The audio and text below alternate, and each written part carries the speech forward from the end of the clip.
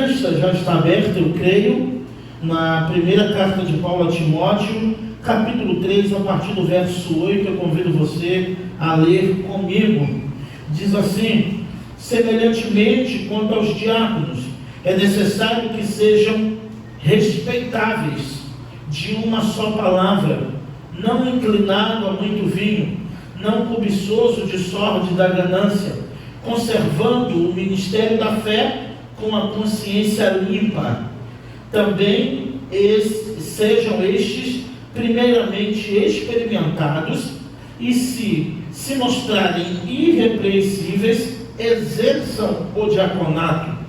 Da mesma sorte quanto a mulheres, é necessário que sejam elas respeitáveis, não caluniadoras, temperantes, fiéis em tudo. O diácono seja marido de uma só mulher e governe bem os seus filhos e a própria casa. Pois os que desempenharem bem o diaconato alcançam para si mesmos justa proeminência e muita intrepidez na fé que há em Cristo Jesus. Escrevo-te estas coisas, esperando ver-te em breve, para que, se eu tardar, fique ciente de como deve proceder na casa de Deus, que é a igreja do Deus vivo, coluna e baluarte da verdade. Evidentemente, grande é o ministério da piedade. Aquele que foi manifestado na carne, foi justificado em espírito, contemplado por anjos, pregado entre os gentios, crido no mundo, recebido na glória. Ó Deus, fala conosco, ó Pai, à luz da Tua palavra, que a Tua palavra encontre um lugar em nossos corações, ó Deus, que eu diminua e Tu cresça, ó Pai, eu suma e Tu apareça, mas que a Tua palavra encontre um lugar no coração do Teu povo. Precisamos ouvir a Tua voz, é o que nós te pedimos e te agradecemos, em nome de Jesus. Amém. Amém. Eu gostaria de intitular essa mensagem como os guardiões do mistério da piedade. Os guardiões do mistério da piedade. O Evangelho é esse mistério que o apóstolo Paulo trata desde a primeira carta aos Coríntios, no capítulo 2, falando de mistério, pois havia já na época de Paulo, principalmente nas regiões de Corinto, as religiões de mistério, que tinha um mistério, o povo ficava atrás desse mistério e Paulo resolve.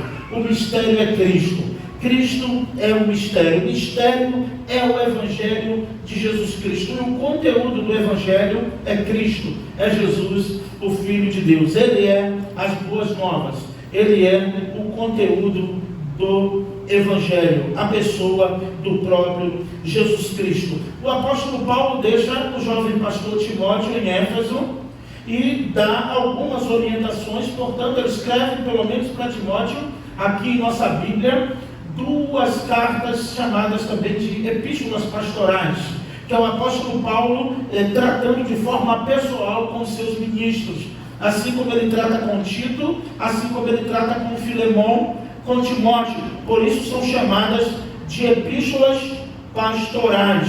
E o apóstolo Paulo orientando a Timóteo, no final já encontramos aqui, orientando como ele deve proceder na casa de Deus, que é a igreja, morada do Deus vivo, coluna e baluarte da verdade. E o apóstolo Paulo vai descrever para Timóteo a preocupação dele também com Tito, quando ele o deixa em Creta para que constituísse presbítero de cidade em cidade, como te ordenei. Paulo já havia dado uma orientação a Timóteo: o que recebeste de mim, confia a homens idôneos, a homens fiéis, que não venham adulterar nenhum princípio, nenhum valor, nada, nenhum propósito ou desígnio da palavra do Senhor. É necessário, irmãos, nós observamos isso quando Jetro, o sogro de Moisés, em Êxodo 18, o sogro de Moisés percebe que Moisés está em uma demanda muito árdua. Moisés está o dia todo julgando a causa do povo. e o sogro o observa e diz: olha, o que tu fazes não é bom, escolhem homens, e ali ele dá uma lista. Paulo, em Atos capítulo 6, o texto que foi lido, também tem a lista.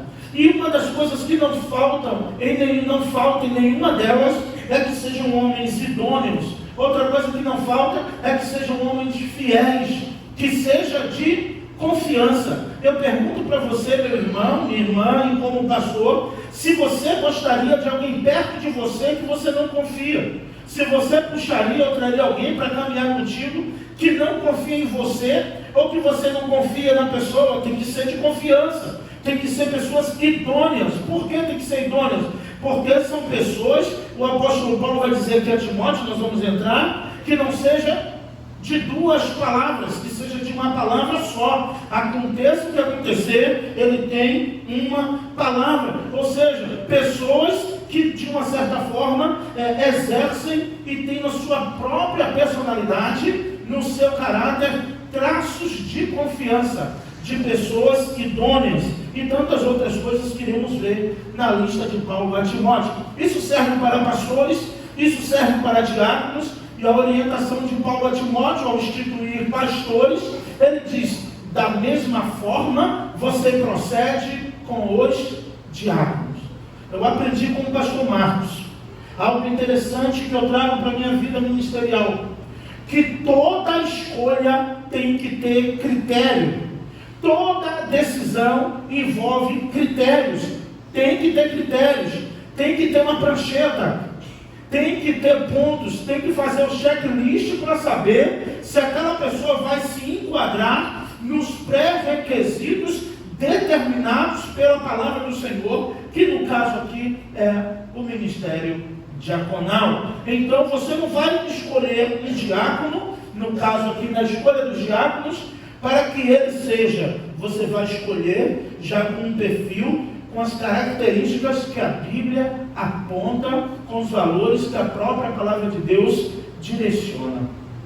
Então, Paulo deixa algumas orientações a Timóteo quando escolher o pastor, e agora quando escolher, como escolher os diáconos. Outra coisa importante, que nessa lista dos pastores para os diáconos, o único pré-requisito que está fora, que não é uma exigência absoluta ao ministério diaconal, é que ele seja apto para o ensino, que é o pré-requisito mais importante na escolha do pastor. Então, podemos entender, irmãos, que a escolha de Deus, tanto para o ministério pastoral, tanto para o ministério diaconal, não se trata só de uma vontade do próprio indivíduo. Não se trata só de uma certeza de que ele ouviu Deus falar com ele e que ele foi chamado para isso. Não.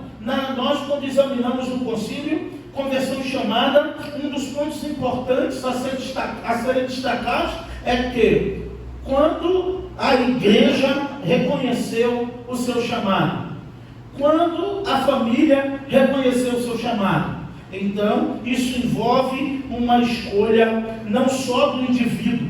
Afinal de contas, irmãos, muitos se dizem chamados, mas na verdade muitos ouviram foi um assovio, não foi um chamado de Deus. Ele vive uma autoilusão de que foi chamado, pois os seus pré-requisitos, o que a própria Bíblia destaca, ele não se enquadra. Então ele está fora do crivo de Deus. Se é chamado por Deus, já está no crivo de Deus. E qual é o crivo de Deus? A palavra de Deus.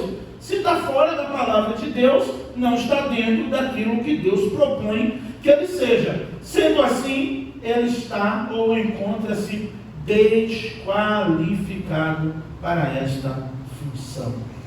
Mas, irmãos, a orientação bíblica é que nas igrejas locais, essa foi a orientação de Paulo a Timóteo, hajam também diáconos. A triste realidade que vemos em nossos dias, independente de denominações, é que muitos não têm dado importância a esse ministério, a este ofício tão importante. Afinal de contas, até na própria eclesiologia batista, os diáconos são os segundos oficiais da igreja. Eles são os segundos oficiais da igreja. Ou seja, na ausência do pastor, as demandas espirituais, ainda que não possa ser substituída na pessoa de um diácono, fica na responsabilidade dos mesmos. Isso que eu gostaria de caminhar, eu acho super importante para que a igreja entenda. Um diácono não pode substituir o pastor nas funções pastorais, ceia, batismo, dentre outras coisas que só confere e que a Bíblia orienta que seja realizado através de um ministro ordenado. Mas de fato os diáconos têm um lugar de muita importância na Bíblia, têm um lugar de muita importância na igreja local, portanto todos eles escolhidos por Deus, aprovados pela igreja, devem ser tratados com honra, com respeito, com consideração. Não que a palavra de um irmão tenha mais valor do que outro, mas se é um diácono, uma diaconisa que está falando comigo, é alguém que foi separado por Deus, aprovado pela igreja, para o ofício diaconal, para cuidar de demandas espirituais, auxiliando o pastor em todas as suas demandas e, no caso, naquelas que for também solicitadas pelo próprio pastor e que estiver dentro da palavra de Deus. Portanto, meus irmãos, o desrespeito, a desconsideração para com os diáconos ou o ministério diaconal de qualquer igreja começa quando o próprio pastor da igreja em questão não dá notoriedade devida, não dá o valor devido ao ministério diaconal, não dá a importância devida aos diáconos como oficiais da igreja que podem opinar, ajudar, auxiliar o pastor em todas as suas demandas ministeriais, como eu falei a princípio. Por isso que periodicamente me reúno com os diáconos a fim de obter conselhos dos mesmos, até sobre decisões pastorais, quando penso em trazê-las diante da igreja. E eu dou graças a Deus, meus irmãos, não é uma rasgação de seda, mas hoje é o dia dos diáconos batista, e eu fiz questão e agradeço também a nossa irmã Fabiola, na direção de programas e eventos, por todo o empenho em dar a honra devida aos diáconos como um ministério diaconal da igreja, para abençoar a obra do Senhor. E todos os pastores que já passaram por aqui e que irão passar, eu tenho certeza que os que irão passar também serão abençoados, porque foram escolhidos homens fiéis, homens e mulheres idôneos e idôneas, cheios do Espírito Santo, que se importam com a vida da igreja, que se importam com os enfermos, com os necessitados, que se importam com a família pastoral, que se importam com todas as demandas que surgem emergencialmente na vida da igreja e estão sempre aptos e prontos a, juntamente com o pastor, socorrer e auxiliar naquilo que for necessário. Dito isso, irmãos, eu vou caminhar aqui em alguns pontos que julgo importantes para a meditação, não só dos diáconos, mas também da igreja. Ela diz assim: semelhantemente quanto aos diáconos, é necessário que eles sejam respeitáveis, é um ponto importante. Outras traduções é dizer irrepreensíveis, de uma só palavra.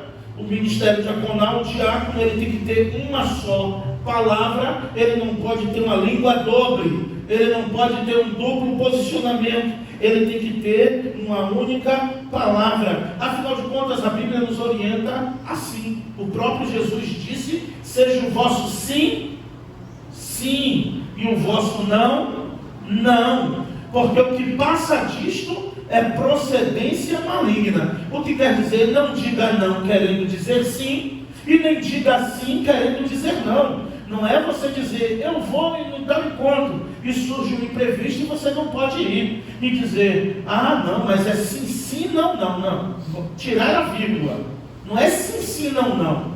Seja o vosso sim, um sim de verdade. Seja o vosso não, o não de verdade. Você não pode dizer sim sabendo que você não vai cooperar, ou não vai abençoar, ou não vai estar presente, ou coisa assim. De fato, essas pessoas que exercem o ministério diaconal, cadê? Eu ia apontar aqui para para o painel foi tirado, mas tudo bem. Essas pessoas que foram escolhidas são pessoas que vão cuidar das demandas, como eu falei, das demandas espirituais, de ordem, de disciplina na igreja. Todas as disciplinas devem ser também trazidas em questão, pelo menos assim procuro conduzir ao ministério diaconal, pois tem que ser pessoas respeitáveis, de confiança, como a Bíblia diz, para que não haja um certo desconforto e também não acabe caindo o próprio diácono ou o ministério por conta de comportamento de um ou outro, acabe caindo em descrédito. É como vemos a própria figura do pastor, como está deturpada aí fora, quando se fala de pastor. Né? Eu fui no mercado essa semana comprar algo e eu tinha umas moedas de 50 centavos. E o rapaz do caixa, sabendo que eu sou pastor, eu fui dar as moedas para ele, ele disse: não, o senhor vai precisar para passar troco, né? Eu falei: onde? Ele na igreja. Eu falei: não, o negócio comigo lá é diferente, né? Não passo troco. Então a figura do pastor trabalhar com dinheiro, e a fim de me ajudar, ele queria me deixar com as moedas, quer dizer, para dar o troco do dízimo dos irmãos. E ele falou na maior, ele falou na maior tranquilidade, não foi a sentir realmente a inocência. Eu falei: não, eu não sei qual igreja você frequenta, mas na igreja batista não é assim que funciona.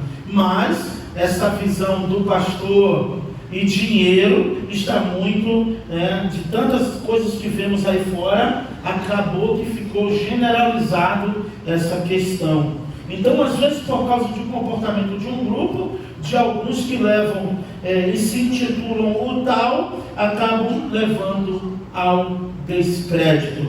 Por isso, irmãos, que nós devemos observar essas condutas, para que, mesmo sendo irrepreensíveis, continuemos sendo irrepreensíveis para aquilo que o Senhor nos chamou. Devemos nos vigiar diariamente, devemos nos policiar diariamente, pedir direção a Deus, pedir direção ao Senhor, e nada e nem ninguém melhor para nos avaliar do que os da nossa própria casa. É a melhor avaliação que um pastor, um diácono pode ter, porque é importante essa avaliação e essa aprovação. Não inclinado a muito vinho, mas eu oriento aqui a vinho nenhum, tá? Eu vou além de Paulo, tá bom?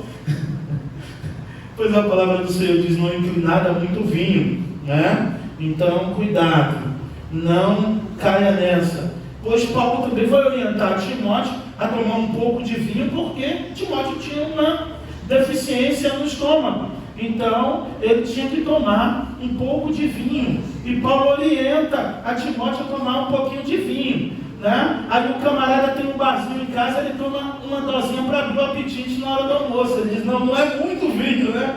É só para abrir o apetite, né? Deus me livre, ainda bem que não, né? Quando um licorzinho de ginipapo, coisa assim, brincadeira, irmãos, não é para beber, não pode beber nada, viu? Porque aí o camarada diz: olha, não dá ao vinho, então outra coisa pode, né? Não pode. Melhor não fazer. Justamente, claro, essa orientação bíblica, e Paulo vai dizer não inclinado a muito vinho aqui, até por questões culturais mesmo, que eles tinham o costume. O vinho não era esse vinho cachaceiro que tem hoje, cheio de cachaça, de álcool, era o vinho mesmo da fruta, né? Então era o suco mesmo da fruta. Isso ainda era muito, muito forte ali, e a fim de não também criar uma polêmica, o apóstolo Paulo vai dizer não dá muito vinho, porque o vinho deixava muito alegre, né? O vinho deixava muito solto, muito alegre, né? Então, os diáconos aí, se quiser, né, no aniversário de casamento, nas bodas de ouro, de bronze, né? Só uma coisa assim de 25 e 25 anos, hein? Então, meus irmãos, a orientação de fato da Bíblia é que não seja dado a muito vinho, justamente por causa daquela questão cultural. E senão o próprio Paulo ia entrar em contradição com o seu ensino, quando ele diz para Timóteo beber um pouco de vinho por causa da sua gastrite, Então ele entraria em contradição na própria carta que ele escreve a Timóteo. Estamos falando aqui da não cobiçoso de sorte da ganância, um dos pré-requisitos também ao próprio pastor. Isso também é importante, pois ele precisa ser despenseiro da graça, da obra do Senhor. Precisa ser alguém hospitaleiro, precisa ser alguém não avarento, por isso que então ele irá trabalhar com maior facilidade na obra do Senhor. Vem comigo aqui no verso 9 dizendo: conservando o mistério da fé com a consciência pura. Eu falei guardiões do ministério da piedade. Justamente os diáconos têm esse papel de blindar o evangelho, de blindar o mistério da verdade, da piedade, de preservar e conservar a doutrina na igreja. Os diáconos, irmãos, e a triste realidade é essa, que muitos pastores hoje entram nas igrejas, mudam tudo, muda a doutrina, muda tudo, e às vezes os diáconos não têm força e não conseguem ali serem os guardiões do mistério da fé. Eu digo para os diáconos em reuniões de vez em quando vocês verem que o ensinamento do pastor está destoando da Bíblia, da palavra do Senhor, é hora de vocês sinalizarem, para não deixar eu cair em desgraça, né, William? Para não deixar eu cair em ruína. Tem que dizer: pastor, o senhor ensinou isso um dia, e agora o senhor tem que ajudar. O diácono não fica na espreita esperando o pastor cair, não. Ele está ali para ajudar a obra a avançar, para avisar: pastor, vem cá, né, ajudar, não é para ficar só na tucaia esperando a queda, não. É para avisar o buraco, é para abafar a fofoca, para causar paz, para fazer a ponte de relacionamentos, para que a obra do Senhor possa avançar com tranquilidade. É o que a palavra diz: conservando. E você sabe o que é conservar, não é? Você sabe o que é conservar, que é guardar e proteger, conservando o mistério da fé com a consciência pura, com a consciência limpa, de que está fazendo a coisa certa em prol do Evangelho. Qual é a causa que devemos conservar? Qual o mistério que devemos preservar? O Evangelho. O Evangelho de Jesus Cristo. E o apóstolo Paulo orienta Timóteo a escolher homens com esse perfil. Não se esqueçam que essa é uma lista de recomendação que o apóstolo Paulo está dando a Timóteo, para quando ele fosse observar homens que fossem, ou mulheres, capazes de lhe auxiliar nas demandas ministeriais. Também, verso 10, sejam estes primeiramente experimentados, né? Primeiro ele precisa ser experimentado, e se se mostrarem irrepreensíveis, exerçam o diaconato. É outro ponto importante, o diácono passar um tempo em experiência antes de ser aprovado. Ele pode ter a ser escolhido por ser homem de confiança, por ser alguém irrepreensível, por ter todas as qualificações que o pastor busca à luz da Bíblia naquele indivíduo. Porém, ele é aprovado pela igreja. É a igreja que aprova a escolha dos diáconos. Se naquele período de experiência se comportaram de forma irrepreensíveis, se tornaram irrepreensíveis, aptos ao ministério, então certamente vejo que a igreja não terá nenhuma objeção. Falando agora das esposas dos diáconos, que é muito importante esse ponto. Aí as esposas que não são diaconisas ficam numa, não é? Olha aqui: da mesma sorte quanto a mulheres, é necessário que sejam elas respeitáveis, não maldizentes, temperantes e fiéis em tudo. A questão do chamado é uma coisa muito importante, porque às vezes a esposa vai ter que suportar por causa do ministério do esposo. Ela precisa não ser maldizente, ela precisa ser uma pessoa respeitável, ela precisa ser temperante e ser fiel em tudo, porque senão já era. E vou dizer para vocês, na vida de um chamado, seja ele pastor, seja ele líder, seja ele diácono, pode ter certeza de uma coisa: se tem alguém que vai ser testado muitas vezes mais do que você, vai ser a sua esposa, porque o comportamento dela vai botar em xeque o teu ministério. O comportamento e a atitude dela vai expor você diante da igreja. Por isso, mulheres dos diáconos, orem, clamem e peçam a Deus sabedoria, como a cada dia Deus tem dado a vocês, para que sejam mulheres, sim, como são, não só atuantes na casa do Senhor, não só servas do Senhor, mas que também pensem. Vale a pena pensar 3 vezes antes de dar uma resposta, até que a pessoa merece. Vale a pena levar o prejuízo no peito e chorar em casa. Vale a pena. Em casa você vira saco de pancada. Você deixa ela chorar, deixa falar para que tu foi inventar e se chamar, deixa ela desabafar. Mas, mulheres, sejam fortes, fiéis na palavra do Senhor. Não sejam maldizentes, não murmurem de nada, não murmurem nem do próprio sofrimento do seu esposo no ministério. Não murmurem nem pelo que ele passa, pois Deus o chamou e conta com você para auxiliá-lo nesta demanda. Eu louvo a Deus pelas esposas dos diáconos e também a vida da minha esposa, que é uma auxiliadora no meu ministério e que me ajuda a suportar as agruras do ministério. Que as mulheres também sejam assim, continuem sendo mulheres não maldizentes, mulheres temperantes e fiéis em tudo. Tem que ser fiel em tudo. Tem que ser fiel em tudo. Não pode roer a corda. Você é esposa. Todo mundo pode roer a corda, menos você. Todo mundo pode trair, menos você, esposa. Todo mundo pode falar mal, menos você. Fala mal dele em casa, reclama com ele em casa. Mas seja fiel em tudo. Porque certamente Paulo deu essa orientação a Timóteo, imaginando que esse tipo de situação poderia surgir. E sempre surge. Então, Paulo dedica. Eu até em algum momento pensei, isso aqui é para diaconisas, mas fui mais a fundo, procurei fazer uma exegese mais cuidadosa e observei que ele estava se referindo às mulheres dos diáconos. Isso não quer dizer que mulheres não podem ser diaconisas, como o próprio apóstolo Paulo tem algumas mulheres diaconisas em seu ministério, que ele mesmo as chama e as ordenou como diaconisa. Não é por isso. Mas é por isso que no 12 ele vai dizer: e o diácono, por sua vez, seja marido de uma só mulher. Ou seja, ele tem que ser monogâmico. Ele não pode ter outras mulheres, outros relacionamentos. Ele tem que ser fiel à sua esposa, marido de uma só mulher. Por isso a associação que Paulo faz das mulheres, do que ela tem que suportar, no mínimo que ele pode ser marido de uma só mulher. Não é verdade?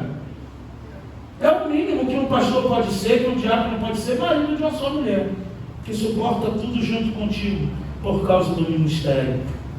A exigência básica serve para o próprio pastor, pois hoje em dia, irmãos, a questão do divórcio está tão polarizado que nós não podemos julgar sem entender a causa particular de cada um. Eu digo que casamento, em cada família tem um QR Code, um código único que só aquela família tem.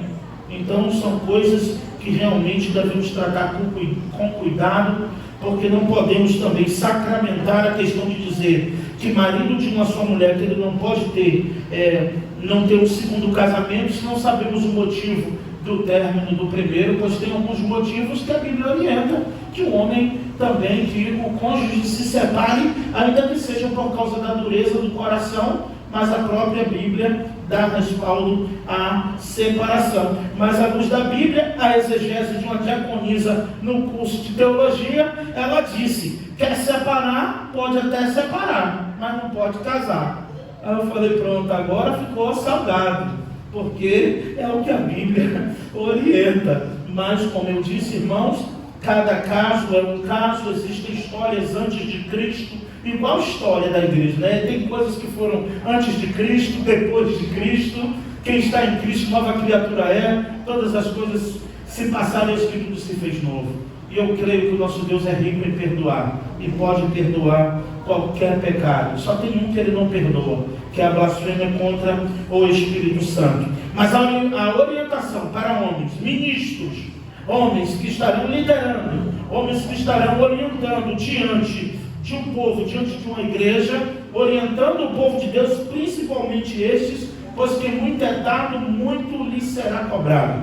É que ele cumpra os pré-requisitos da Escritura. Certa vez um pastor me contou que um candidato sendo examinado para o concílio, e no momento do exame ele foi muito bem, mas no momento ele estava, então, ele se encontrava divorciado.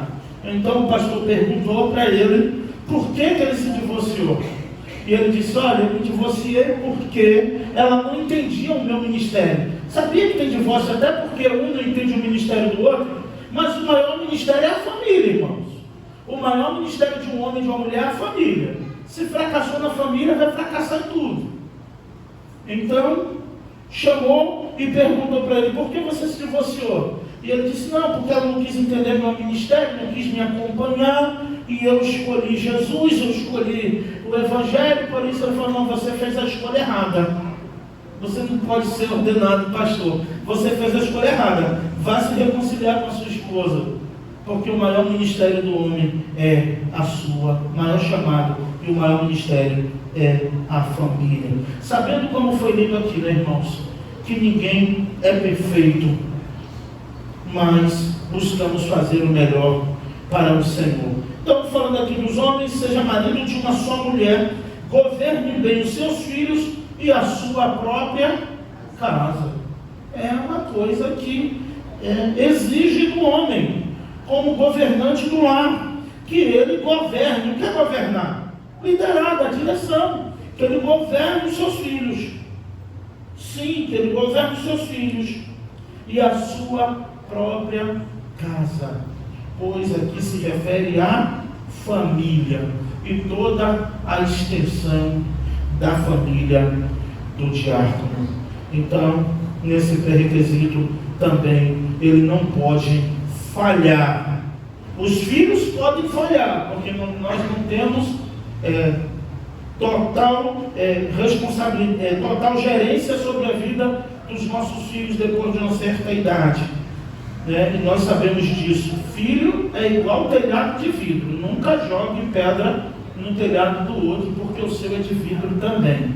Filho surpreende. Filho faz coisas às vezes que a gente nem imagina, que não é o que a gente ensinou, não é o que a gente orientou. E não é por isso que o diácono ou o pastor será desqualificado por conta disso, mas que ele seja alguém que ensina os princípios e valores da palavra de Deus, que governe a sua casa conforme a palavra de Deus orienta, amando a sua esposa, amando os seus filhos, corrigindo e ensinando o caminho em que deve andar. Porque afinal de contas, quem se desviará dele, não se desviará dele, é o caminho, que é Jesus, que continuará no mesmo lugar em que o Pai ensinou e que a mãe ensinou, porque Jesus é o caminho, a verdade e a vida. Então, é por isso. Então, pai e mãe, mesmo que você tenha criado seus filhos no caminho do Senhor, na palavra, e por algum momento ele não esteja vivendo o que você ensinou ou o que você ensina, não se preocupe. O caminho, a verdade e a vida continua no mesmo lugar diante dele. Quando ele abrir a Bíblia, ele vai ver Jesus sendo revelado para ele, para ela, no tempo aceitável do Senhor. Não se sinta impotente, não se sinta um fracassado, nem derrotado por isso, mas pregue, ensine a palavra do Senhor. Sobretudo, viva, para que eles possam ver Cristo em você. Pois, e aqui vem a parte da recompensa, porque todo trabalho tem a recompensa. Todo trabalho, foi lido aqui também, o nosso trabalho no Senhor não é vão, ainda que seja um privilégio nosso, ainda que seja bom para nós, o nosso trabalho no Senhor não é vão. Então vem o momento da recompensa quando diz: pois os que desempenharem bem o diaconato alcançam para si mesmos justa proeminência. Algumas traduções vão dizer justa notoriedade, justa importância. O diácono, ele ganha sim, e ele atrai para ele a importância, alguém de muita intrepidez. O que é intrepidez? Ousadia. Ele fala com convicção, ele fala com conhecimento de causa, na fé em Cristo Jesus. Então, esses homens e mulheres diáconos, e aqui me referindo aos da PIBCP, eles devem sim alcançar proeminência, muita intrepidez na fé em Cristo Jesus. Não é aquilo de, eu não preciso ser reconhecido por ninguém, a minha glória é fazer com que conheçam a Ti. Os diáconos precisam ter um lugar de preeminência, precisa ser alguém que esteja alcançando certa notoriedade, pois pelo seu caráter, pela sua conduta, pelo seu desempenho, ele mostra o seu devido valor como oficial na casa do Senhor, como diácono escolhido pelo Senhor.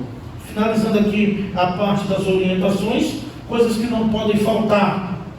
Escreve-te essas coisas, esperando ir ver-te em breve. Paulo dizendo a Timóteo, olha, eu estou te escrevendo isso porque eu estou pensando em te ver, mas caso eu não consiga te ver pessoalmente, eu já estou deixando registrado para você, para que de alguma forma você já tenha um parâmetro. Então ele diz, olha, eu pretendo ir te ver em breve, mas caso eu demore em te ver, porque se eu tardar, você já fica ciente, olha aí comigo, no verso 15, porque se eu tardar, você já fica ciente de como deve proceder na casa de Deus, que é a igreja do Deus vivo, coluna e baluarte da verdade. Alguns, com a nova teologia de não sei do que, chama isso de prédio, de recinto, pode ser o que for, mas para mim é igreja do Senhor, porque nós estamos aqui, reunidos. E quando não estamos aqui, aqui também é a casa do Senhor, porque aqui é a casa de oração, aqui onde levantamos as mãos para adorar, aqui onde juntos clamamos o nome do Senhor, ouvimos a santa palavra do Senhor. Essas paredes não santificam, Jesus não está preso nas paredes de uma religião, mas aqui é uma agência do Senhor neste lugar. A igreja, Primeira Igreja Batista de Cancela Preta, Estrada da Cancela Preta, número 1680, é morada do Deus vivo, coluna e baluarte da verdade. Coluna, lugar forte, onde protege, onde preserva a verdade de Deus, essa verdade que está sendo pregada nesta manhã. Por isso que eu não admito nenhuma palavra que venha depreciar, nem o que chamamos de prédio, pois para mim é igreja. E você não pode perder esse senso de religiosidade. Sim, o homem precisa ter esse senso, porque se ele não tiver no mínimo um senso de religiosidade, ele perde o senso do profano. E aí ele profana, ele faz como Nadab e Abiú, ele oferece fogo estranho na presença do Senhor, e Deus não aceita fogo estranho na sua presença. Eles foram consumidos por causa do fogo estranho. Quem eram Nadab e Abiú? Filhos do sumo sacerdote Arão. Percebe isso? Arão, escolhido por Deus, sumo sacerdote, irmão de Moisés, com toda a pompa na liderança, o número 2, e os filhos dele, o que Deus fez? Fulminou os dois, porque ofereceram fogo estranho na presença do Senhor. O que era esse fogo estranho? Só sabe que era algum tipo de fogo, algum tipo de rito que não fazia parte da adoração ao Senhor, na presença do Senhor. Então cuidado para na ideia de mistificar o que é religioso, você não perder o senso daquilo que é profano, está no lugar santo oferecendo fogo estranho para o Senhor. Aqui é casa do Senhor, morada do Deus vivo, coluna e baluarte da verdade. Sabe o que é que eu aprendo com isso, irmãos? Primeiro, que nós não devemos mentir,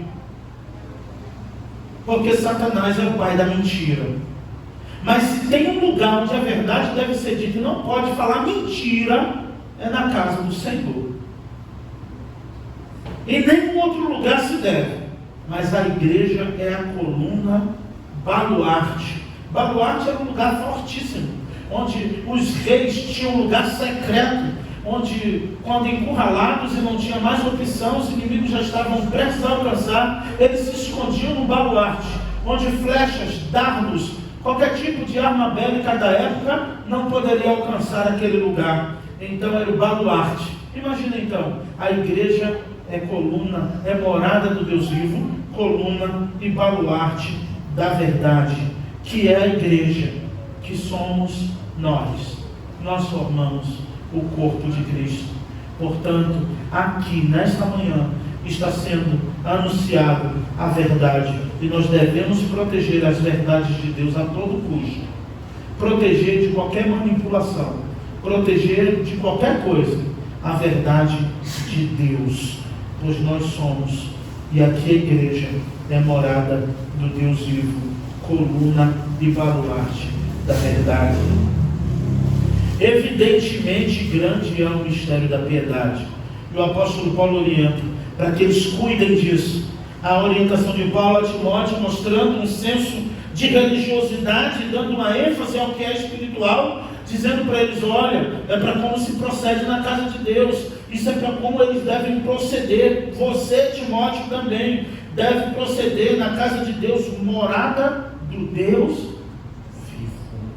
Essas paredes não têm vida, mas o Deus que está aqui é o Deus vivo, que se manifesta através do seu Espírito Santo a todos nós, onde Ele recebe a honra, a glória para todos sempre. Ele diz: evidentemente, grande é o mistério da piedade. É grande o Evangelho, o mistério da piedade. E ele vai dizer: aquele que foi manifestado na carne, Jesus, e o Verbo se fez carne e tabernaculou entre nós, habitou entre nós, mesmo sendo Deus, não quis se passar por Deus, mas se manifestou na carne. E o homem, sendo carne, tenta se passar por Deus. Que triste realidade da condição decaída do homem, do desejo de ser igual a Deus. E Jesus, sendo Deus, não teve por usurpação ser igual a Deus, se humilhou, assumindo a forma de homem, de servo, e se humilhou até a morte, e morte de cruz. Foi justificado em espírito, contemplado por anjos. E a parte mais linda, não teve como não pensar nisso, justamente quando Jesus está sendo assunto aos céus. Varões, anjos, aparecem aos discípulos e dizem: varões galileus, por que vocês estão assustados, perplexos? Pois da mesma forma que vocês estão vendo Ele ser assunto aos céus, Ele também irá voltar. Ele irá voltar para nos buscar. Pregado entre os gentios, mostrando o avanço do ministério da piedade, o Evangelho avançando e sendo pregado a todos os povos e nações, como Paulo mesmo vai dizer: não tem grego, não tem judeu, nem grego, nem bárbaro, nem cita, nem qualquer outro tipo. Ele pregou o Evangelho a toda criatura, ao mundo gentílico, querido no mundo, pois veio para o que era seu, mas os seus não o receberam.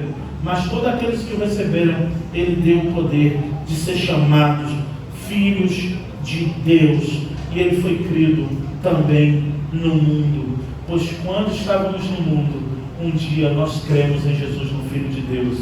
E por isso muitos de nós estão aqui nesta manhã, porque um dia, enquanto ainda no mundo, creu no Filho de Deus, pois Ele resolveu salvar você, resolveu me salvar. Coisa maravilhosa quando Deus decide salvar o homem. Ele é crido em qualquer lugar que Ele quiser que o homem creia, pois Ele tem todo o poder. E recebido na glória. O nosso Jesus foi recebido na glória, e Ele irá voltar com poder e grande glória para buscar a sua igreja. Mas enquanto Ele não vem, os diáconos, servos do Senhor, nós estaremos aqui servindo ao Senhor até que Ele venha com poder e grande glória. Eu encerro as palavras de Jesus em João 13:7. O que eu faço tu não entendes agora. Quando Jesus entra no recinto, pega uma toalha, põe no ombro e pega aqueles pés dos discípulos sujos de poeira da caminhada. Se tivesse o chulé igual o meu, então já era, morreu. Jesus botou ali a toalha, pegou o pé, pegou o pé dos discípulos. Não, Senhor, o que tu vai fazer? Era um escravo que fazia isso. Mas ralé da casa, que lavava os pés dos convidados. Jesus disse: o que eu faço, vocês não entendem agora, mas entenderão depois. Depois quando? Quando ele acabou de lavar os pés dos discípulos. E Pedro disse: não, de forma alguma tu irás lavar os meus pés. E Jesus diz a Pedro: se eu não te lavar, tu não tem parte comigo. Então Pedro, me dá logo um banho. E Jesus lava os pés dos discípulos. E a lição que ele deixa é: se eu, que sou mestre, Senhor, fiz isso a vocês, imagino que vocês não devem fazer uns pelos outros. Que nós possamos viver o serviço diaconal, a diaconia, no dia a dia, mesmo sem ter uma ordenação, consagração diaconal. Todos nós fomos chamados à diaconia, ao diaconato, ao serviço do Rei. Que Deus nos abençoe. Que Deus abençoe o ministério diaconal desta igreja. Que Deus abençoe a todos, em nome de Jesus.